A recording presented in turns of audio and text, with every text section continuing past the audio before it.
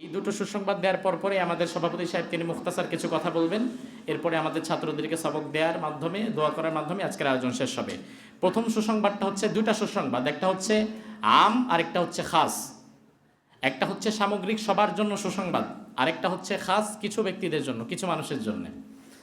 তো সবার জন্য সুসংবাদ যেটা সামগ্রিকভাবে, সেটা হচ্ছে আমাদের আজকের প্রধান মেহমান, আমাদের সকলের শ্রদ্ধেয় মুরব্বী আল্লামা খালেদ সাইফুল্লাহ আইয়ুবী হাফিজাহুল্লাহ, তিনি যে কথা বললেন যে এটাকে যেন আল্লাহ তাআলা পরিপূর্ণ মাদ্রাসা হিসাবে কবুল করে, যেখান থেকে ক্বালা ক্বালা রাসূলুল্লাহ হাদ্দাসানার দর্স হবে, এমন চিন্তাধারা আমরাও লালন করি এবং এমন মিশন এবং ভিশনকে সামনে রেখে আমরা এগিয়ে যাচ্ছি। যেহেতু আমরা নিজস্ব একটা জমি নিতে পেরেছি এবং সেখানে নিজস্ব 6 তলা ফাউন্ডেশন দিয়ে 2 তলা পর্যন্ত অলমোস্ট আল্লাহ আমাদেরকে করার তৌফিক দান করেছেন। আমাদের টার্গেট হচ্ছে আগামী রমাদান থেকে মাদ্রাসা নিসাব যেটা আছে, মাদ্রাসা শিক্ষা কার্যক্রম